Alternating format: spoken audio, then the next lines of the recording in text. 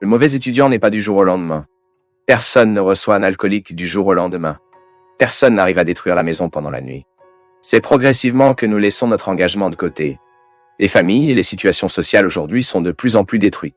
Ce n'est pas parce que nous avons décidé la nuit, non. C'est parce que nous avons progressivement décidé de la destruction. Lorsque nous réalisons que la vie est devenue malheureuse, lorsque nous devenons incapables de vivre l'accomplissement humain, qui est le projet de Dieu pour nous tous. Dieu ne veut pas que quelqu'un soit frustré. Dieu ne veut pas que quiconque soit déçu. Dieu ne veut pas que quiconque soit tombé sur les rives de la société. Mais Dieu veut que nous debout. Mais cette position a besoin que dans la vie quotidienne, nous avons des efforts, nous avons un engagement. Je continue de penser, vous savez, le grand danger que nous devons arriver à la mort par jour sans avoir fait 50% de ce que nous aurions pu faire dans la vie. Et vous pouvez voir que généralement ceux qui ont peur de mourir sont des gens qui ne savent pas vivre. Ceux qui ont peur de mourir ne savent généralement pas comment vivre. Parce que ceux qui vivent bien, ceux qui visent à ce qui doit travailler, n'ont pas peur de la mort. Cela fait de la vie une véritable expérience. Il y a des gens qui vivent des répétitions. Vivre la vie comme s'il s'agissait d'un essai. Demain, je le fais. Demain, je pardonne. Bénis sont ceux qui ne partent pas pour demain. Bénis sont ceux qui savent découvrir la beauté d'être heureux maintenant. Bénis ceux qui découvrent que le bonheur n'est pas demain, mais c'est maintenant. L'expérience même de faire. Avec quel bonheur se passe demain? Je suis déjà heureux. L'expérience même de la préparation de la fête est déjà une façon de vivre la beauté de la fête. Et c'est pourquoi ceux qui attendent trop pour la fête sont déçus d'elle plus tard. Vivez-la trop hello. Pensez simplement à ce qui sera. Pensez simplement à ce qui sera. Ne réalise pas que ce qui est déjà belle en vaut déjà la peine. Et puis, quand la fête va et vient, et se termine. Mais était-ce tout? Vous qui n'avez pas pu constater que la préparation de la fête était déjà une façon d'être heureuse, qu'il y avait déjà une joie cachée à chaque moment de préparation. Parce que notre maison est pleine de petits paquets, plein de petits bonheurs cachés, car parfois nous pensons que ce grand bonheur sera dans un grand paquet final. Passons à un endroit et arrivons, le bonheur est là. Non! Le bonheur est précisément, vous avez la sensibilité pour ouvrir une armoire de cuisine, prendre un paquet de riz, et vous vous rendez compte que faire bien le riz, bien assaisonné bien cuisiné, est déjà un moyen de faire du bonheur là-bas à ce moment-là. Il ne doit pas être chaud seulement après, non. C'est le processus de fabrication, le dévouement là-bas. Vous pouvez voir le processus de fabrication. Que vous savez que tout ce qui est votre détail est placé. Ensuite, vous trouvez que le bonheur est petit et cruel devient grande, car nous rassemblons une chose dans l'autre. Il y a un moyen d'être heureux. Ce n'est pas une recette magique, mais c'est l'attitude de chaque heure, c'est l'attitude de chaque instant. Vous efforcez-vous d'obtenir un résultat final? L'athlète, par exemple, qu'est-ce qui différencie un athlète de médaille d'or de la médaille d'argent? Parfois, mon peuple, 5 secondes, millième de seconde. Il est venu de l'avant pour une différence en millième de seconde. Et savez-vous ce qui fait la différence à la fin? Parfois, 5 minutes, 10 minutes de plus à s'entraîner par jour. Ce qui, après tout, fait la différence dans la vie de qui est la médaille d'or. Et parfois, au moment où nous constatons que nous devons donner 5 minutes de plus pour atteindre le deuxième point de bonheur, de consolation, de joie, au moment de la souffrance, au moment de l'humiliation, lorsque nous devons donner 5 minutes de plus, nous n'avons aucune volonté. Nous avons hâte d'en être libres. Si l'entraîneur, si l'athlète commence à le penser, il ne sera jamais gagnant. Ce ne sera jamais un gagnant et se contentera toujours d'être un 3e, 4e, dernière place. Parce qu'il a déjà appris à être un perdant, il a appris à être un vieil aigle sans pouvoir de chasse. Il a appris à être une cigale pour toujours sous la terre qui ne sort jamais pour chanter. Parce qu'il ne vit pas vraiment le processus d'être là pour être ce qu'il est. La médaille d'or est celle qui se défie. Je suis fatigué, mais je m'entraînerai encore 5 minutes. Parce que cela, 5 minutes aujourd'hui, 5 minutes demain, et là avant vous, vous avez cette conscience que vous ne pouvez pas vous arrêter, que vous ne pouvez pas vous empêcher de vous battre. Parce que la vie, le bonheur ne se produira dans votre vie que s'il sait vivre l'engagement de cette époque, la difficulté de ce moment. Si vous savez siroter avec toute votre force ce moment qui frappe à votre porte, ce défi qui doit être surmonté. Parce que beaucoup d'entre nous ont besoin de tomber et de regarder la falaise. Mon Dieu, je dois commencer à battre ce bec sur cette falaise. Ah, je vais commencer demain. Il est égal au régime qui commence dans la seconde. Nous avons toujours une discussion. Ah, ce week-end, j'apprécierai. Ensuite, je commence. Et puis nous nous trompons, et nous ne sommes que dans la première partie. Nous restons pauvres, nous restons misérables, restons mesquins, restons malades, nous restons ennuyés, restons humiliés, restons morts, restons dans le tombeau, parce que nous cessons de vivre la perspective de la victoire, parce que nous n'avons pas le courage héroïque de battre la buse et laisser qui tombe ce qui n'est plus le nôtre. C'est la même chose que quelqu'un qui meurt dans la famille et qui n'accepte pas la mort. Vivre comme si cette personne existait, prolonge toute sa vie, n'est pas en mesure de lui donner un orteil, ce n'est pas capable d'enterrer, il n'est pas en mesure de comprendre que les gens meurent aussi tragiques que la mort. Avons-nous besoin de nous libérer de cela? Est mort, souffrons. Mais nous souffrions de faire en sorte que la guérison se produise en nous. Enterrons ce qui doit être enterré. Cela se compose de maturité. C'est comme le petit ami qui se termine et n'accepte pas que la datation soit terminée. Il souffre à jamais pour le petit ami qui ne viendra plus. Et il y a peu de gens qui vivent l'agonie aujourd'hui parce qu'ils ne peuvent pas laisser les gens partir. Vous ne savez pas comment laisser les gens partir. Le désir est le revers d'une naissance. C'est emballer une chambre pour un enfant décédé. Regardez quelle triste chose. Faites de la vie un éternel attend de ceux qui ne reviennent plus. Et celui qui attend ce qui n'est pas possible est déjà heureux dans les petits, malheureux dans les petites parties. Parce que la belle vie est de le découvrir. Cela n'a pas fonctionné, mais maintenant nous pouvons aller plus loin. Qui aime indiquer ce qui n'a pas fonctionné? Ce sont les malheureux. Qui aime indiquer ce qui ne fonctionnait plus? Ce sont ces petits gens, et nous sommes plein de gens comme ça. Combien de fois ne sommes-nous pas comme ça dans la vie de l'autre? Nous n'ouvrons pas la bouche pour montrer que c'est bien. Nous ouvrons seulement la bouche pour montrer que c'est mauvais. Combien de fois faisons-nous dans nos vies un souvenir constant pour l'autre qu'il n'est pas bon? Ne peut indiquer la pauvreté de l'autre que si vous avez une richesse à présenter. Sinon, votre doigt d'accusation n'est pour rien. Cela ne fait aucune différence dans la vie de l'autre. Le diable, cette force opposée qui s'oppose à Dieu, qui est présente en nous tout le temps dans nos relations, les forces démoniaques en nous. Je n'aime pas imaginer le diable comme un homme à cornes. Non. Pointant, non. Savez-vous comment j'aime penser le diable? Et qu'est-ce que je pense que c'est une façon plus saine de penser? Lorsque nous sommes mauvais dans de petites choses, lorsque l'autre établit une relation du mal juste à tromper, c'est démoniaque en nous. C'est comme si le mal était là et que j'en prends une partie et je parle. Je veux maintenant être mauvais aussi. Je tends ma main vers le mal et dis « Viens à moi ». C'est démoniaque. C'est le diable. Et le diable, cette force opposée, est celui qui se tient immobile dans les coins de la vie, aux portes de nos maisons, à l'intérieur des couloirs de nos maisons. Pour le dire, regardez là ce que vous avez fait de mal. Même si nous ne pouvions pas le faire correctement, Dieu a la place, contrairement à souligner ce qui n'a pas été fait, contrairement à souligner ce qui n'a pas fonctionné, il nous sourit et dit « Regardez ce qui peut être fait.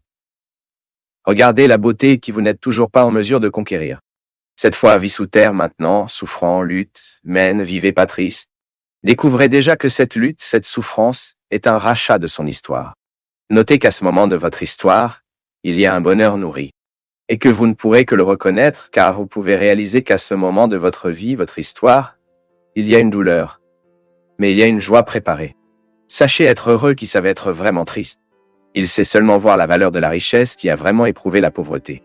Et c'est pourquoi il y a un dicton populaire qui dit très bien « Tout ce qui vient très facile disparaît aussi très facile ». Qui n'avait pas à se battre pour atteindre? Le bonheur a déjà été donné à tout le monde. Dieu ne change pas d'avis. Dieu n'est pas de mauvaise humeur et parle « Aujourd'hui je vais supprimer ce que j'ai déjà donné ». Non! Si le bonheur ne se produit pas, c'est parce que nous n'avons pas encore eu la force de retrousser nos manches, ou que nous n'avons pas eu le courage de faire face à la falaise, ou nous n'avons pas eu le courage de faire face à la solitude de la terre. Et la vie devenait paresseuse, et nous sommes devenus paresseux.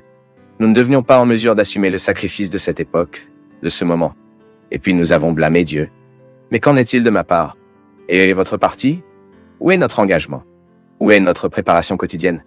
Ce que vous regardez vers l'avant et le dites, je ne peux pas continuer avec ce bec déchu de cette façon. J'ai qui a le courage de déplacer mon histoire et mes sentiments? Dois-je prendre le courage de jouer avec mes blessures? Parce que je me déplacerai seulement que je deviendrai capable de guérir l'expérience de la réconciliation intérieure. De combien de nous avons-nous besoin pour faire cela? Nous devons vivre la confrontation qui provoquera alors une libération en nous. Quoi qu'il en soit, la vie nous demandera toujours une observation. La vie nous demandera toujours de nous calmer, de patience, car nous passons à la hâte et nous ne pouvons pas les reconnaître. Chaque chose en son temps. Il y a un moment opportun pour tout sous le ciel. Le temps de naître. L'heure de mourir. Temps de plantation. Il est temps de tirer ce qui a été planté. Temps de tuer. Temps de guérison. Il est temps de détruire. Il est temps de construire. Time cry. Temps de rire. Plusieurs fois, nous tuons nos vies ou tuons l'opportunité de bien vivre, parce que nous ne sommes pas en mesure de lire la bonne lecture de l'heure qui nous demande. Ce qui est de toute façon. Chaque jour, le temps nous demandera quelque chose. Et c'est ce look attentif qui nous donne cette condition, cette clarté de réaliser ce que aujourd'hui crie par mon nom. Ce qui m'appelle vraiment. Quelle est la réalité aujourd'hui, qui est inévitable? Mon peuple, parfois nous sommes si négligents dans la perception que parfois, nous gâcions 1 mois, 1 an, 10, 20, mettre notre engagement à une réalité qui n'était même pas pour ce moment. Et c'est pourquoi il est si intéressant de développer la capacité de dire non et de dire oui. Que ce soit une compétence que seule la maturité nous apporte. Que parfois, parce que nous sommes immatures, nous ne savons même pas comment dire non. Nous ne savons pas comment regarder les urgences du temps. Donc, nous vivons pour plaire à l'autre. Non! Avant de plaire à l'autre, vous devez réaliser ce que la vie vous demande, car pas toujours ce que l'autre, ce que vous pouvez faire pour plaire à l'autre, est conforme à ce que la vie vous demande. Même si, pour que nous puissions grandir, nous devons avoir le courage de couper beaucoup de choses. Les Écritures sacrées disent en tuant, pour naître, tout dépend de la perception vive dont nous devons avoir à regarder le moment présent et à découvrir ce qui mérite, en fait, notre engagement. Combien de fois ai-je, dans ma vie, travaillé au mauvais endroit dans la mauvaise question? Et puis, il n'y a aucun moyen d'être heureux. Il n'y a aucun moyen de découvrir un contentement en sachant que mon engagement n'était pas là où j'aurais dû m'engager. Il n'y a aucune possibilité que je me sente épanoui, de me sentir bien dans mes choix, car ce qui me fera me sentir bien, c'est de regarder le contexte de mes choix et d'être à l'aise avec ce qui a été choisi.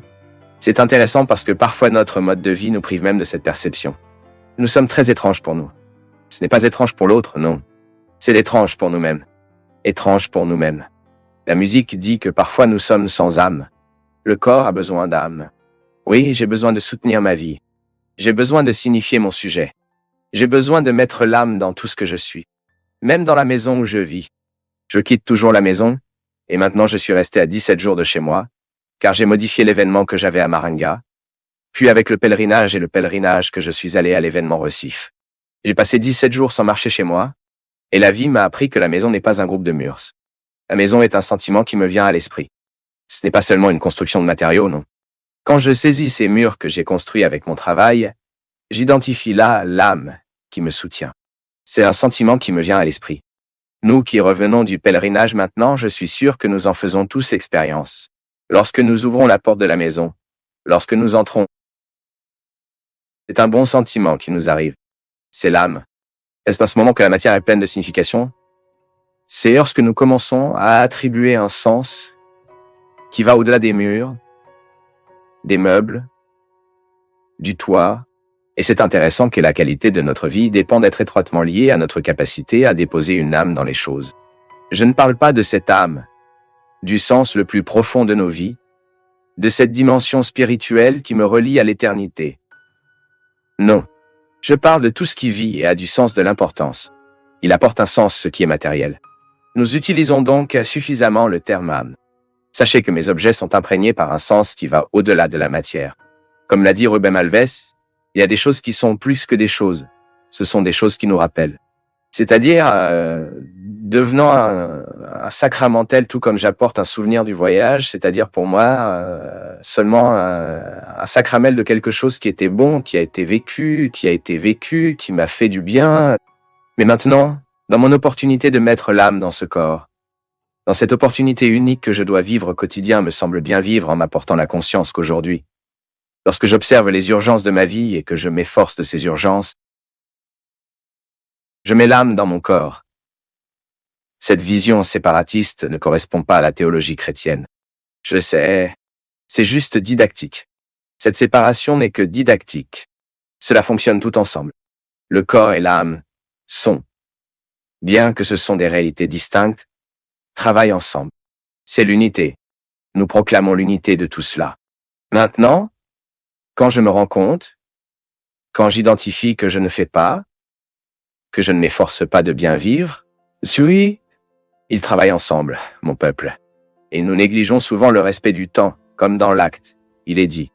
L'écrivain sacré parle précisément cela. Le temps de pleurs et le temps de rire. Il y a des moments où la vie elle-même vous montre la nécessité de pleurer, de jeter ses excès, de ne pas avoir peur de la tristesse. Et ensuite, les rivières. Le rire n'est pas né par hasard. Nous avons déjà chanté cette chanson aussi, non? Je marche lentement parce que je suis pressé. Et apporte ce sourire parce que j'ai déjà trop pleuré. Le sourire est le résultat de la déchirure bien criée.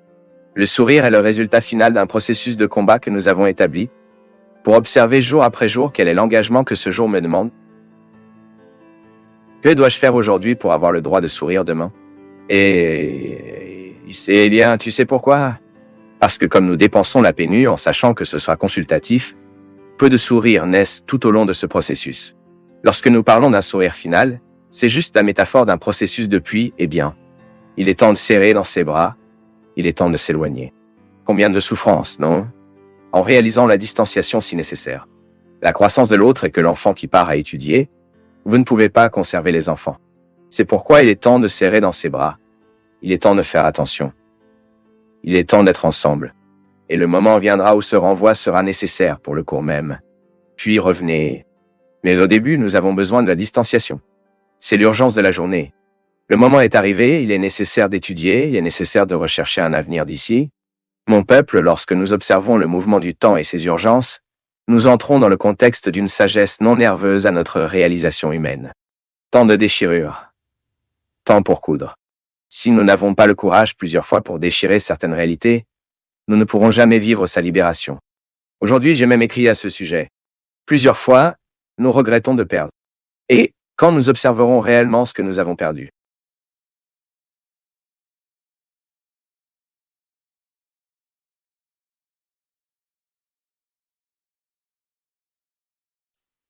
Dans un monde rempli de coupures, de vidéos courtes et de distractions, tu as choisi de rester ici et d'écouter jusqu'au bout. Cela en dit déjà long sur ta disposition à regarder plus en profondeur. Indique ta ville en commentaire et, si tu veux, abonne-toi et partage cette vidéo avec quelqu'un qui n'a pas peur de réfléchir. Merci, une grande accolade et à très bientôt.